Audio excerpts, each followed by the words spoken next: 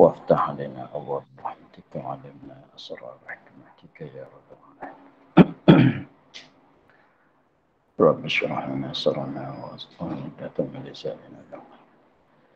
قال الشيخ المسلم تعالى نفعنا بعلمه في الدارين آمين.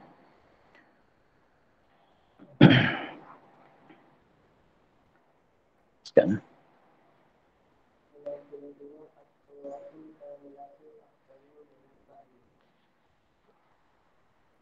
ni. Tak.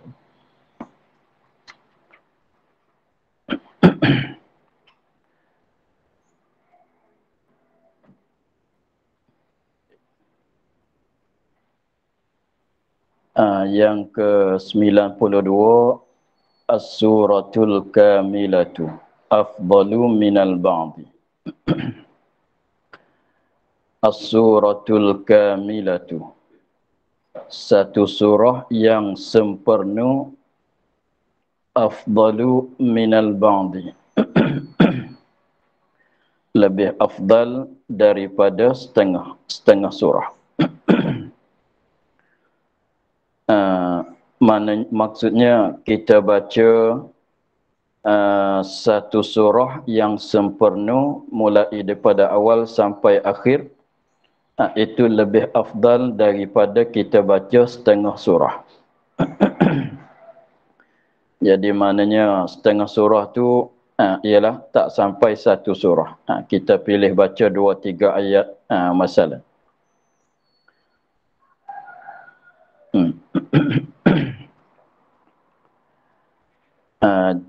As-Suratul Kamilatu, satu surah yang sempurna mulai daripada awal sampai akhir. Kita baca selepas pada Fatihah belum rakaat, pada rakaat pertama yang kedua itu lebih afdal daripada setengah surah. Tak sampai satu surah.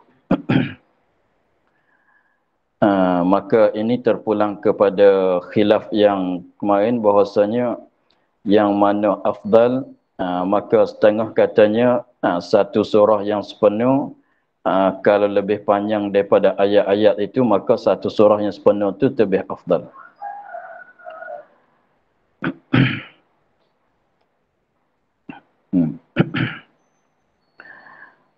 Sembilan puluh tiga Al-Basmalatu limani btada'a min asna'i suratin ghairi surati bara'atah. Sunat yang ke-93-nya Al-Basmalatu, baca bismillah. Limani btada'a, bagi mereka yang mulai ia, min asna'i suratin, daripada tengah-tengah surah. Surah itu ghairi surati bara'atah, lain daripada surah bara'ah.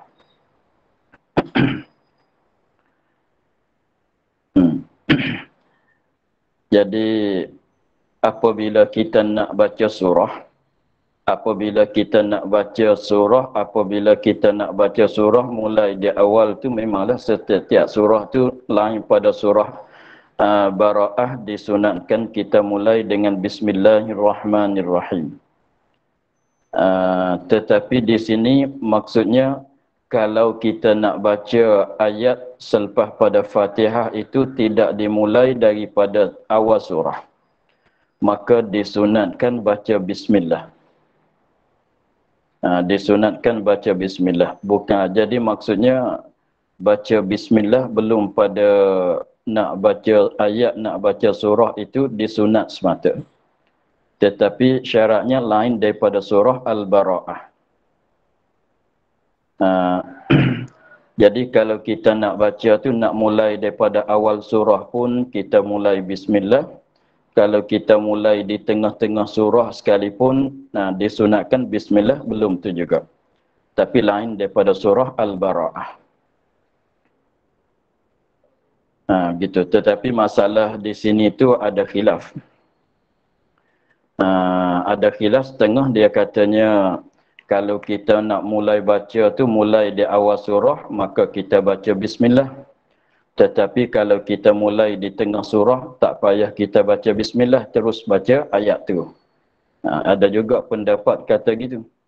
Tapi mengikut yang musannif kata di sini, jadi maknanya kita baca bismillah, walaupun kita nak mulai di tengah, artinya mulai di awal surah, disunatkan kita baca bismillah.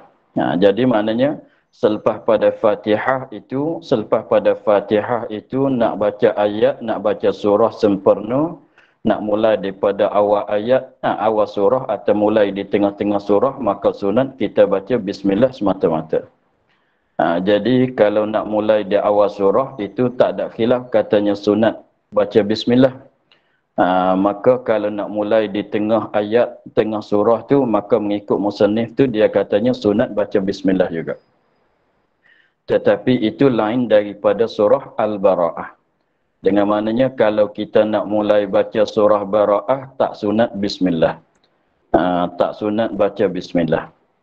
Kalau nak mulai baca surah, nak mulai di surah awal surah Bara'ah, tak sunat kita baca bismillah.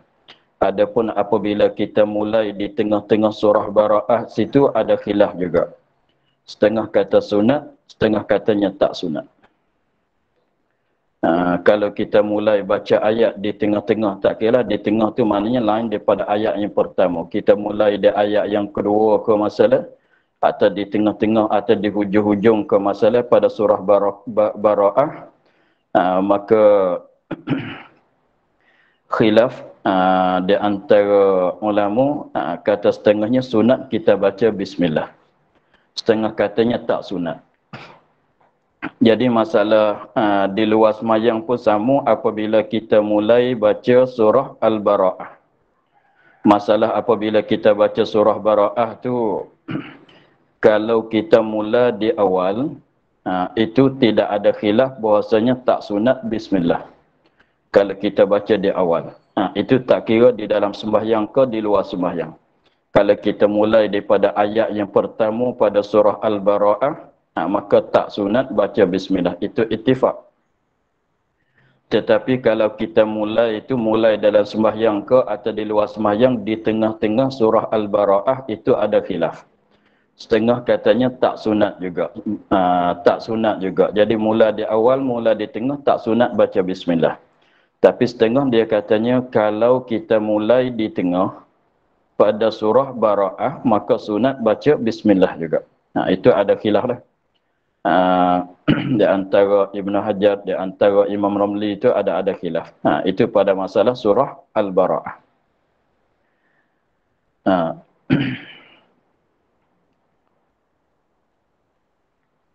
94 tatwilu qira'atir rak'atil ula 'ala saniyati. Memanjang bacaan rakaat yang pertama di atas rakaat yang kedua. Maksudnya bacaan surah kita atau bacaan ayat kitanya selepas pada Fatihah rakaat pertama yang kedua itu sunatnya rakaat pertama lebih panjang daripada yang kita baca pada rakaat yang kedua. Lagi pulanya rakaat yang pertama dengan yang kedua tu mengikut tertib dia. Mengikut tertib dia, lagi pulanya rakaat yang pertama mesti panjang, lebih panjang daripada rakaat yang kedua. Sebabnya dia alasan ilat dianya sebab kita rakaat pertama lebih cergas daripada kita yang ada pada rakaat yang kedua. Sebab rakaat yang kedua tu dah berasa penat dah sikit-sikit. Jadi apa dia? Rakaat yang kedua tu jadi kecergasan tu dah kurang sedikit. Sebab tu jadi berkehendak kepada meringankan. Jadi maknanya kalau rakaat yang pertama dengan rakaat yang kedua tu tak jadi samalah. Lebih itu panjangan bacaan surah itu. Jadi rakaat yang pertama lebih panjang daripada rakaat yang kedua.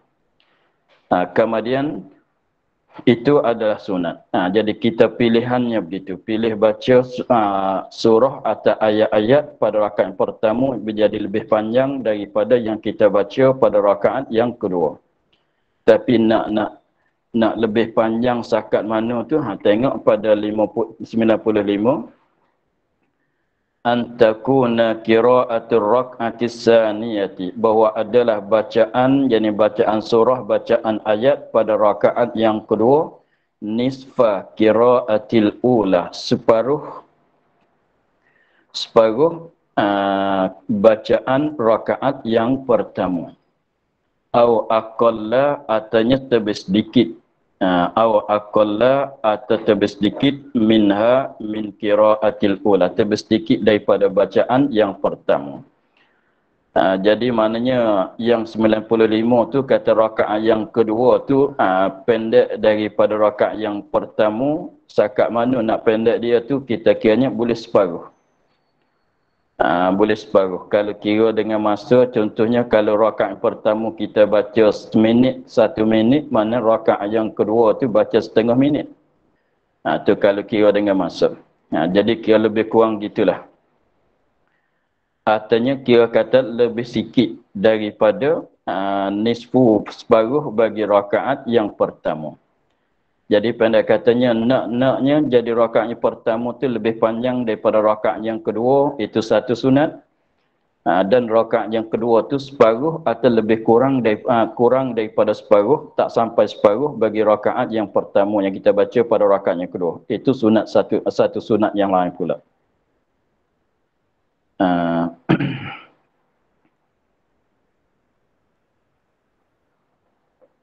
Agaknya zahir. 96 yusannu lil imami tatwilu qira'atir rak'atis saniyati liyalhaqahu muntazirus sujudi fi zihami. Yusannu lil imami, disunatkan bagi imam, disunatkan bagi orang jadi imam saja. Sunat apa? Tatwilu qira'atir rak'atis saniyati, memanjang bacaan surah pada rakaat yang kedua.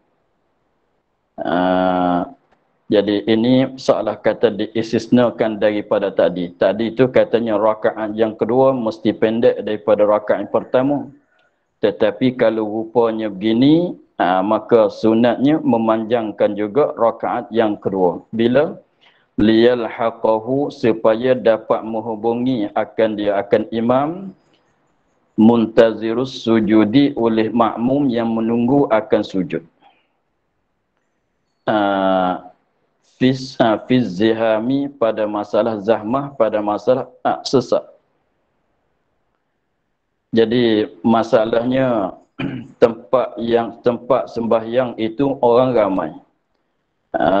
Orang ramai, cara berdirinya kita tengok cara orang sembahyang jenazah. Jadi maknanya makmum tu tidak jadi saf yang bagaimana kita maklum tu, sekarang yang kita selalu buat tu tidak. Jadi makmum tu penuh dalam masjid. Jadi maknanya tak muat untuk berdiri saja, tak muat untuk nak sujud dengan sekaligus tu tak muat. Jadi apabila imam tu mulai takbiratul ihram pada rakaat yang pertama, semua makmum boleh takbiratul ihram kesemuanya. Apabila imam rokok, setengah makmum dapat rokok, setengah makmum tak dapat rokok bersama dengan imam. Sebab tempat tu penuh. Sebab sesak. Maka jadi maknanya setengah makmum dapat rokok, setengah makmum tak dapat rokok bersama dengan imam. Sebab penuh tempatnya. Maka apabila imam tu rokok, yang boleh rokok, rokok dulu. Yang tak boleh rokok lagi, tunggu dalam berdiri. Apabila imam bangun i'tidal, yang rokok bersama dengan imam tu turun rokok. Selepas pada semuanya bangun i'tidal, imam turun sujud. Apabila imam turun sujud tu, jadi setengah makmum dapat turun sujud bersama dengan imam, setengah makmum lagi tu tunggu dalam berdiri i'tidal. Maka imam sujud yang pertama, sujud yang kedua, kemudian imam bangkit bangun berdiri. Apabila imam bangkit bangun berdiri rakaat yang kedua, ada setengah-setengah makmum tu duduk berdiri dalam i'tidal tu, barulah dia boleh sujud. Maka ketika itulah sunat bagi makmum, bagi imam memanjangkan bacaan surah rakaat yang kedua. Jadi dirupa di sininya tak jadi sunat katanya imam tu baca surah rakaat yang kedua tu lebih pendek daripada rakaat yang pertama, tidaklah. Jadi supaya katanya makmum yang tunggu nak sujud tadi tu dapat baca Fatihah bersama dengan berdiri imam. Sebab tu disunatkan bagi imam memanjangkan akan bacaan surah rakaat yang kedua supaya makmum yang tunggu-tunggu nak sujud tadi pada ketika zahmah, pada ketika sesak pada tempat tadi tu dapat baca Fatihah sebelum pada imam rakaat pada rakaat yang kedua. Jadi masalah di sini, masalah 96 tu salah katanya pada maknanya diistisna daripada hukum tadi, katanya sunat rakaat yang kedua tu lebih pendek daripada rakaat yang pertama. Sekiranya kalau ada berlakunya begitu, maka sunat bagi imam tu memanjangkan juga rakaat yang kedua, walaupun jadi lebih panjang daripada rakaat yang pertama sekalipun tak mengapa, tak meluputkan fadilah sunat yang kata sunat panjang, tak sunat pendek rakaat yang kedua tadi. Sebabnya nak meraih supaya makmum yang tunggu nak sujud tu dapat sempurna Fatihah rakaat yang kedua belum pada imam rakaat yang kedua. Lalu tu sambilan tunggu saja-saja tu rugi. Maka tunggu dalam sambilan baca surah jadi panjang. Itulah maksudnya. Kemudian sunat yang ke-97, al-jahru bil qiraati lil munfaridi wal imam ghairil mar'ati bihadratil ajanibi fi subhi wa ulatai al-isya'aini wal jum'ati wa fil idaini wal istisqa'i wal khusufi wat tarawihi wal witri ba'daha. Sunat yang ke-97-nya ialah al-jahru, nyaringkan bil qiraati dengan bacaan. Dikandaki bacaan di sini ialah bacaan Fatihah dan surah.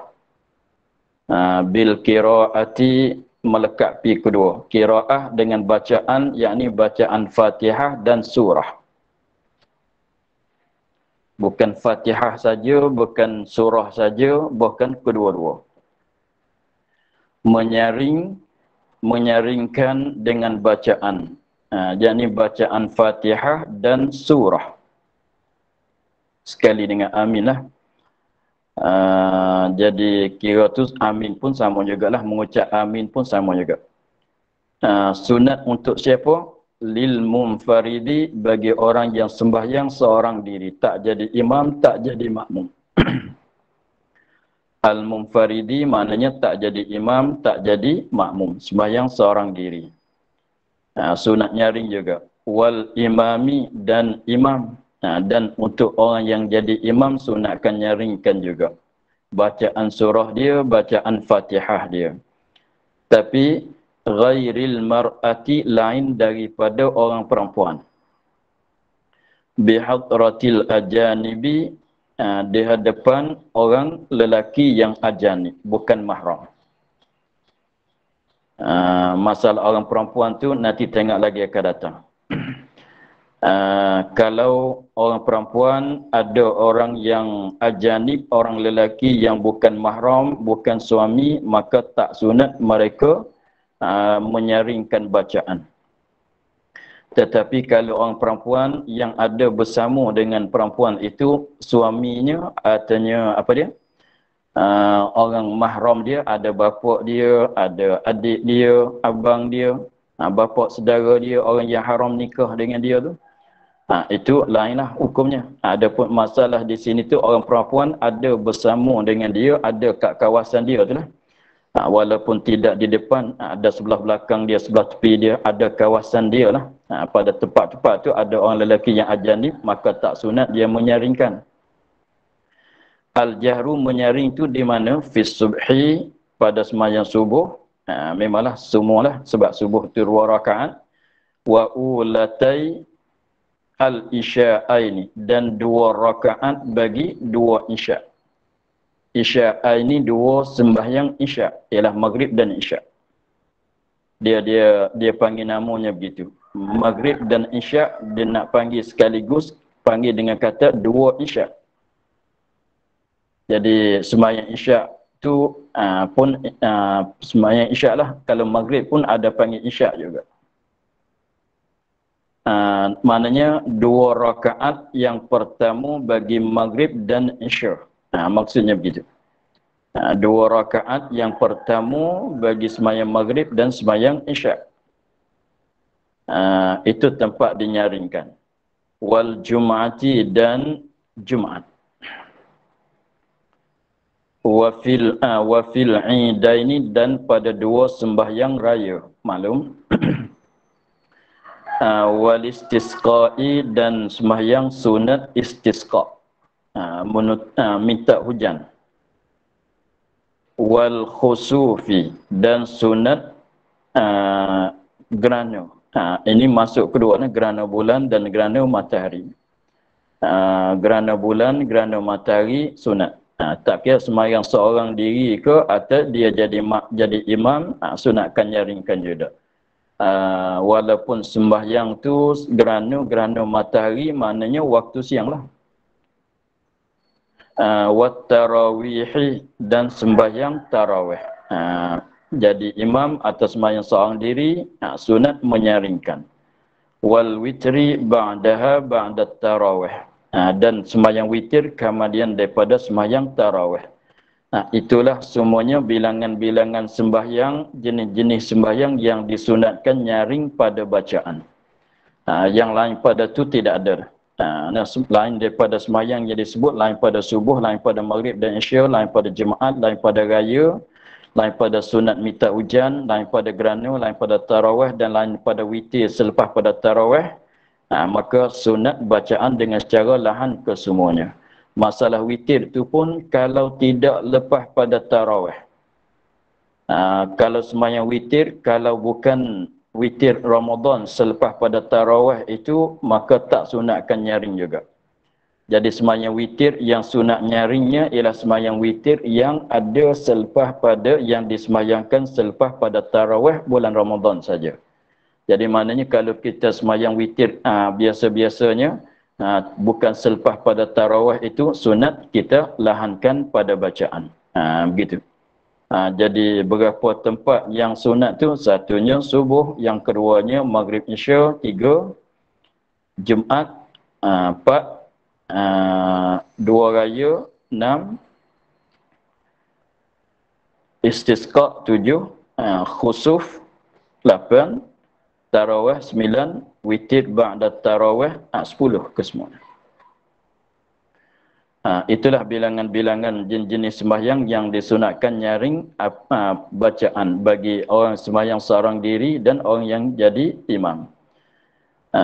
Masalah kalau orang perempuan, kita tengok lagi akan datang, dia katanya antajharal mar'atu 'inda maharimiha wan nisa duna jahrir rajuli. Yang ke-98-nya antajharal mar'atu, bahawa menyaring oleh perempuan. Dikandaki perempuan sini, perempuan yang sembahyang seorang diri dan perempuan yang jadi imam bagi orang perempuan. Kedualah, antajhara, bahawa menyaring oleh perempuan. Perempuan di sini ialah perempuan yang sembahyang seorang diri dan perempuan yang jadi imam. Tetapi ketika dia sembahyang itu inda maharimiha, di sisi mahram-mahramnya, artinya suaminya, wan nisa, dan di sisi orang perempuan, bersama ada kat kawasan dia tu orang perempuan, tak ada orang lelaki. Memanglah orang perempuan tu walaupun tak kena mengena, bukan waris dia sekalipun, tak mengapalah sebab sama-sama perempuan. Tapi nyaringan orang perempuan tu duna jahrir rajuli, kurang rendah rendah daripada jahar nyaringan orang lelaki. Jadi maknanya orang perempuan disunatkan nyaring juga kalau dia jadi makmum, kalau dia sembahyang seorang diri atau dia sembahyang jadi imam. Tetapi syarat dianya jangan ada orang lelaki yang ajanib kat kawasan dia. Jadi mana sembahyang kat rumah ke masalan tidak ada orang luar, hanya ada bapaknya, ada bapak saudaranya, ada adik dianya, ada abang dianya, ada suaminya. Mana orang luar tidak ada. Maka sekiranya kalau dia jadi imam, sekiranya kalau sembahyang seorang diri disunatkan nyaring juga. Tapi nyaringan dia tu jangan sama kuat dengan nyaringan orang lelaki lah. Jadi rendah sikit. Suara tu rendah sikit, tapi nyaring juga, tapi rendah sikit daripada nyaringan orang lelaki. Orang lelaki yang sembahyang seorang diri, orang lelaki yang jadi imam tadi. Itulah nisbah bagi orang perempuan tu caranya begitu. Jadi nyaringan dia rendah daripada nyaringan orang lelaki. Lagi pulanya nak jadi sunat tu syarat jangan ada lelaki yang ajanib kat kawasan dia, kat tempat dia sembahyang itu. Hanya yang ada perempuan-perempuan sama dia, artinya ada lelaki-lelaki yang mahram dengan dia.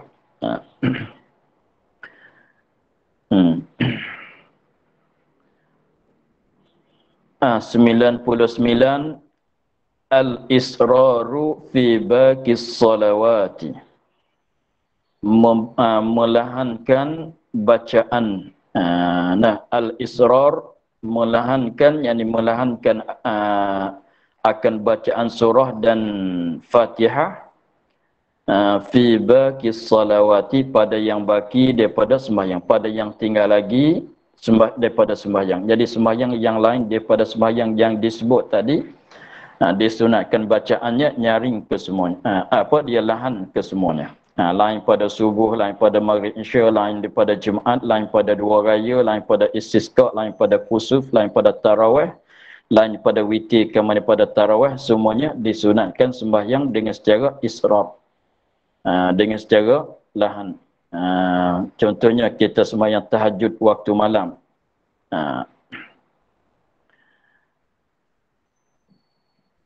Gitulah. Tapi masalah situ ada bincang lain tu. Masalah kita sembahyang tahajud tu tengok ada sebut depan. 100 at-tawassut bainal israr wal jahri fi nawafilil lailil mutlaqati.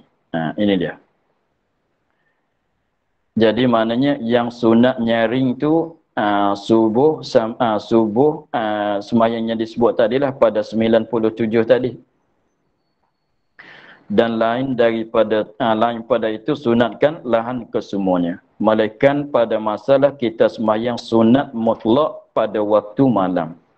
Dia katanya at-tawassut sederhana bainal israt, di antara lahan wal jahri dan nyaring fi nawafilil laili, pada sembahyang sunat waktu malam. Sunat tu sunat mutlak. Sunat tu sunat mutlak. Jadi masuklah, jadi kita sembahyang sunat waktu malam, kita sembahyang sunat waktu malam, masuk juga tahajud, kita sembahyangnya sunat taubat, sunat hajat pada tengah-tengah malam tu, maka sunatnya jangan kita nyaring, jangan kita lahan. Sunatnya kita ambil tengah-tengah, cara suara kitanya keluar tu mana di antara lahan, di antara nyaring. Jadi jangan nyaring sangat, jangan terlalu nyaring, jangan terlalu lahan. Jadi tengah-tengah kita bacanya. Itu untuk kita sembahyang waktu malam, sunat yang disembahyang pada waktu malam. Habis.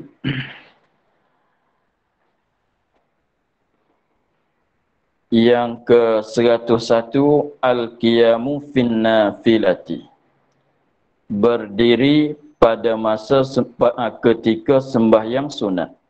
Sebab kita maklum bahwasanya berdiri Berdiri bagi orang yang kuasa berdiri. Berdiri bagi orang yang kuasa berdiri kalau sembahyang fardu adalah wajib. Berdiri bagi orang yang kuasa berdiri kalau sembahyang itu sembahyang sunat adalah sunat. Maknanya kalau orang sembahyang sunat, kalau orang yang sembahyang sunat walaupun dia kuasa berdiri sekalipun tak wajib berdiri. Bahkan sah dia sembahyang dalam keadaan duduk walaupun dia kuasa berdiri sekalipun. Kalau dia sembahyang sunat, tak kira sunat mana-mana, sunat tarawih, sunat mana sekalipun, boleh dia nak sembahyang dalam keadaan duduk walaupun dia orang yang kuasa berdiri. Tetapi nak ambil sunatnya, kalau dia kuasa berdiri, maka sunatnya berdirilah. Apabila dia sembahyang sunat, tak kira sunat mana-mana sekalipun, sunat muakkad ke tak sunat muakkad, sunat mutlak ke sunat duha ke sunat mana-mana, sampai sunat raya, sunat tarawih pun boleh nak sembahyang dalam keadaan duduk tu boleh, bagi orang yang kuasa.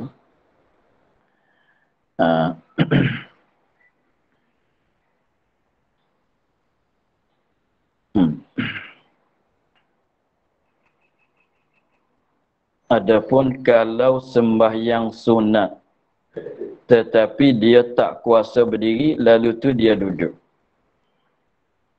maka dapat pahala macam berdiri. Orang yang tak kuasa berdiri, maka dengan sebab tak kuasa berdiri, maka dia sembahyang sunat dalam keadaan duduk, maka dapat pahala macam orang sembahyang berdiri. Tetapi kalau orang yang kuasa berdiri, dia tak berdiri, hanya dia duduk, maka dapat pahala separuh daripada pahala sembahyang berdiri. Itu dia tak sama. Jadi maknanya, kalau kuasa berdiri, maka afdalnya berdirilah supaya dapat pahala penuh. Sekiranya kalau dia kuasa berdiri, tapi tak berdiri, dia duduk, maka dapat pahalanya separuh daripada pahala orang yang sembahyang berdiri. Jadi rugilah. Itu kalau orang yang kuasa. Tetapi kalau orang yang tak kuasa berdiri, maka dia sembahyang sunat dalam keadaan duduk, maka berdiri duduk dia tu menempati berdiri. Sebab nak buat macam mana dia uzur daripada berdiri, maka lalu tu dia duduk. Maka duduk dia tu tak mengurangkan pahala. Duduk dia tu sama dengan pahala berdiri juga. Sebab dia keuzuran daripada berdiri. Ada keuzuran tak boleh nak berdiri. 102 an yaqra'a bi qisaril mufassal fil maghribi. Apabila kita sembahyang maghrib, kita ni siapa? Ialah orang sembahyang munfarid, artinya imam. Orang yang sembahyang seorang diri, artinya orang yang jadi imam. Apabila dia sembahyang maghrib, apabila dia sembahyang maghribnya, sunat dia baca surah Qisaril Mufassal. An yaqra'a bi Qisaril Mufassal. Bahawa baca dengan yang pendek, iaitu dengan Qisaril Mufassal fil maghribi, pada sembahyang maghrib. Mana dia maksud dengan Qisaril Mufassal? Mulai daripada surah Ad-Duha sampai akhir An-Nas. Mulai di situ. Mulai di situ. Mulai daripada surah Ad-Duha sampai surah An-Nas. Itu dikandaki dengan surah Qisaril Mufassal. Jadi maknanya surah Wad-Duha wal-Laili idza saja tu masuk dalam surah Qisaril Mufassal. Kalau kita nak sembahyang maghrib tu boleh lagi lah kita nak baca surah Ad-Duha. Tak meluputkan fadilat. Dengan sebab kita maklum bahawa maghrib tu waktu dia tu tak luas sangat. Waktu dia tu tak luas, maka terlebih munasabahnya ialah ambil surah yang pendek-pendek. Sebab kita yang afdalnya kita ambil satu surah. Maka kita pilih ambil surah Qisaril Mufassal. Ikutlah pilih mana-mana pun daripada Ad-Duha sampai An-Nas. Itu di situ dia panggil surah Qisaril Mufassal.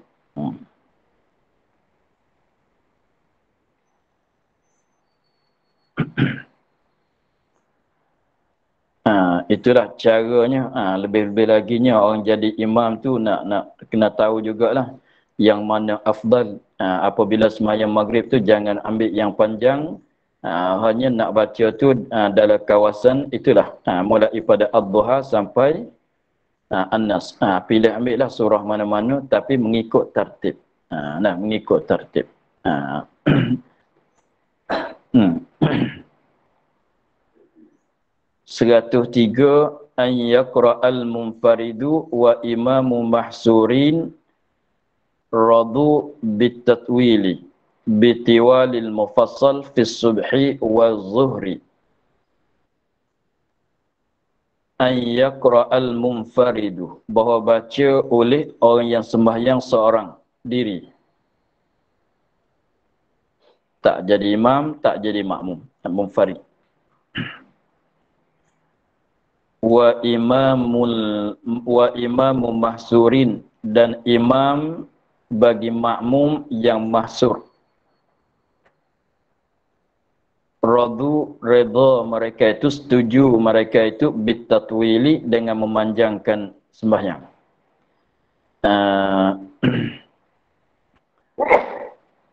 Jadi mahsurin tu maknanya dia ramai, tapi kita boleh kira dengan tengok dengan mata.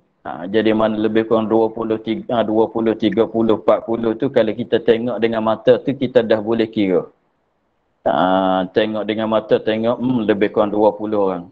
Tengok dengan mata, tak payah tunjuk dengan jari nak bilang tu. Kalau sampai beratus tu kita nak bilang, tengok dengan mata jadi apa dia?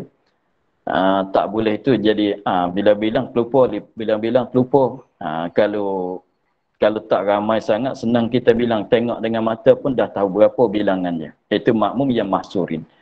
Maka makmum yang mahsurin, sekiranya makmum tu dalam bilangan mahsurin, maka sekiranya kalau imam hendak memanjangkan sembahyang, tanya macam mana kalau kita panjangkan sedikit, kita panjangkan sembahyang kita ni. Kalau semua kata setuju imam, saya setuju, kami semuanya setuju untuk panjang, boleh nak memanjang. Tetapi kalau ada setengah-setengah tak setuju, maka tak boleh nak memanjang. Ya, syaratnya nak ke semua makmum yang mahsurin tu setuju. Kalau ada seorang dua katanya, saya ada urusan, tak boleh lamakan sembahyang, maka tak boleh nak memanjang. Itu. Maka tak boleh nak memanjang, mesti kena ambil sekadar sekurang-kurang afdal. Seperti apa dia? Tasbih 3 kali pada masa sujud dan rakaat.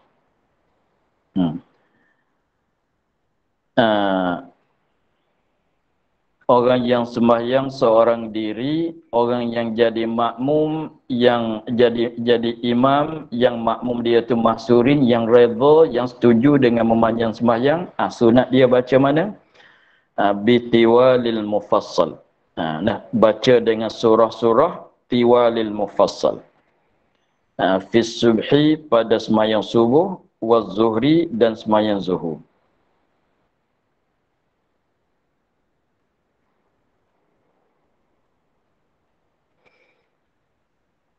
Tengok, belum pada surah An-Naba, surah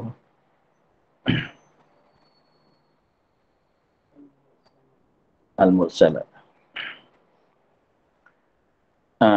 Surah Tiwalil Mufassal mulai pada surah Al-Hujurat sampai surah apa dia?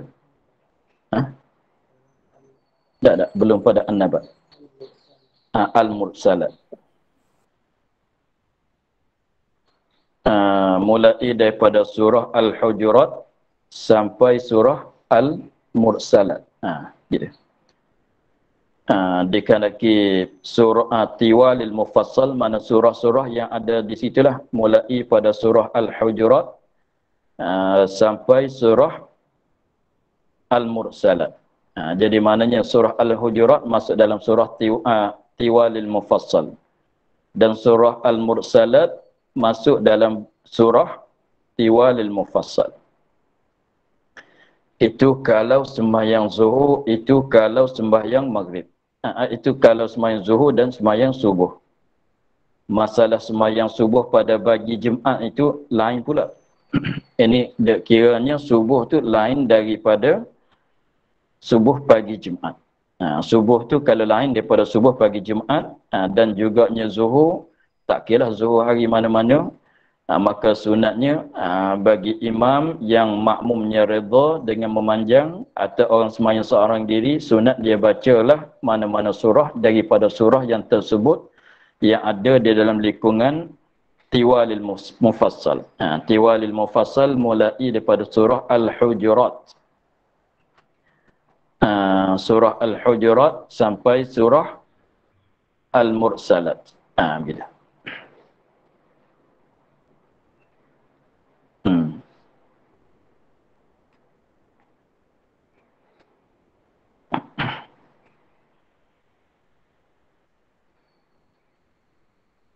Itu masalah kalau subuh dan zuhur. Habis tu kalau macam mana kalau kita sembahyang subuh tu ada masa tak berapa minit lagi, maka sama. Jadi maknanya dia tak mengapa kalau kita baca surah, kita sembahyang subuh,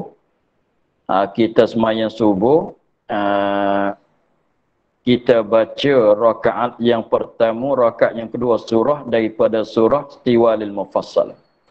Dengan sebab baca surah-surah dengan surah yang ada dalam lingkungan Tiwalil Mufassal ni menyebabkan kita belum selesai sembahyang subuh, matahari dah naik sekalipun, tak mengapa.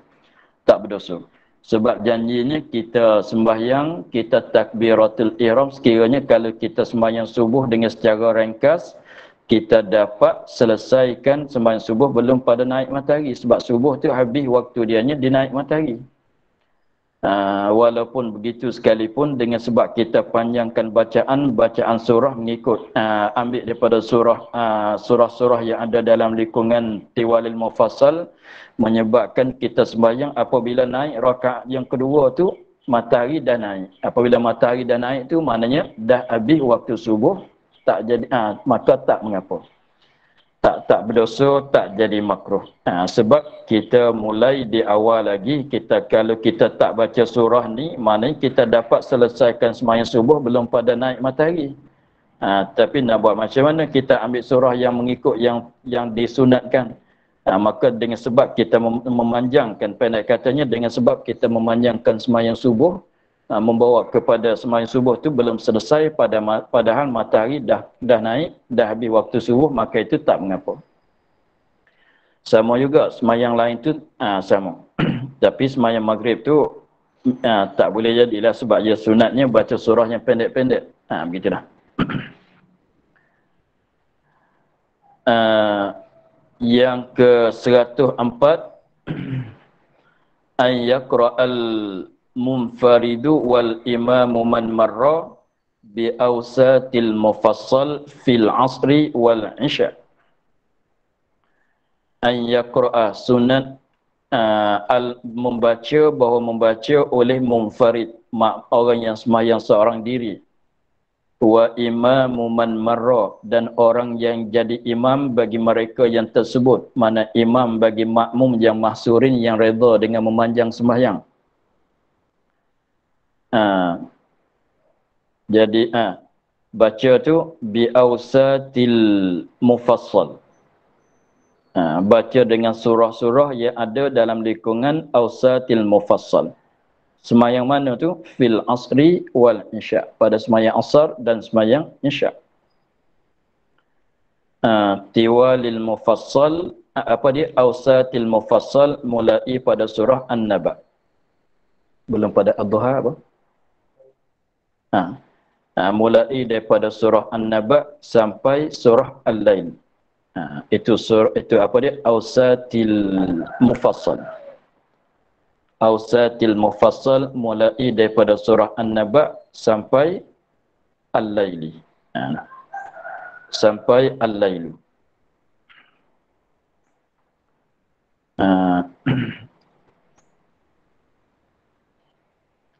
Dalam lingkungan itulah, jadi surah An-Naba sendiri masuk dalam Awsatul Mufassal.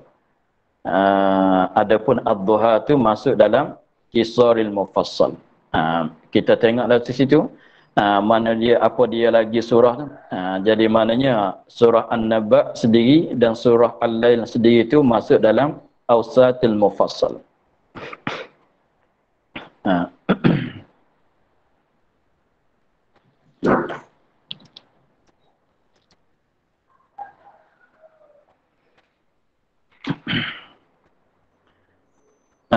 Jadi masalahnya masalah 103 dan 104 di sini, masalah kalau kita sembahyang seorang diri itu memanglah bebas. Bebas kita nak baca. Kalau sembahyang subuh dan zuhur tu kita ambil surah-surah yang ada dalam lingkungan tiwalul mufassal, tak tanya siapa lah. Tak payah tanya siapa setuju tak setujulah sebab kita sembahyang seorang diri. Dan begitu juga kalau kita sembahyang asar, sembahyang syur, maka kita bacalah surah-surah daripada surah awsatil mufassal. Tetapi kalau orang yang jadi imam kalau orang yang jadi imam, kalau makmum tu lebih ramai, lebih daripada bilangan mahsurin, makmum tu seperti masjid besar ke, makmum dia tu sekali-sekali sembahyang tu beratuslah makmum dia tu, maka itu tak ada jalan nak tanya tu sebab makmum tu ramai. Maka makmum tu lebih daripada qadar mahsurin. Maka itu tak payah tanya setuju tak setuju, maka tak boleh memanjangkan semata. Tak boleh nak memanjangkan semata, walaupun subuh, walaupun zuhur, walaupun asar, walaupun isyak sekalipun tak boleh nak memanjangkan semata sebab makmum tu ramai, lebih daripada qadar mahsurin. Jadi nak tahu bilangan dia tu tak boleh kita nak kira, nak bilang dengan secara tengok dengan mata tu tak boleh. Mesti kena bilang tunjuk dengan tangan. Tanya, begitulah. Dan juganya kalau imam jadi makmum tu, makmum lebih kurangnya 2, 30, 40, 50 tu mahsurin lagi lah. Maka kalau tanya ke semuanya, ada setengah setuju untuk memanjang, setengah tu tak setuju. Dan setengah tu setuju, setengah tu tak setuju. Maka tak boleh juga nak baca tiwalul mufassal kalau subuh, kalau zuhur. Tak boleh juga nak baca awsatil mufassal kalau sembahyang asar dan sembahyang isyak. Dia begitu. Lebih-lebih laginya masjid yang ada kat tepi jalan tu. Masjid yang ada tempat singgahan, jadi tempat singgahan bagi orang yang lalu jalan. Itu lebih lagi pula.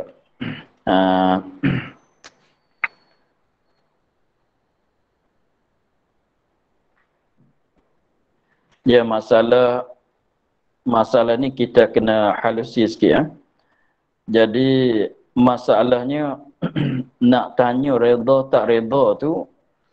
Jadi maknanya kalau imam yang jadi makmum, bagi makmum tu bilangan dia tu mahsurin, nak baca tiwalul mufassal kalau subuh, kalau zuhur, nak baca awsatil mufassal pada asar dan isya tu, dia kena tanya makmum yang mahsurin redha tak redha.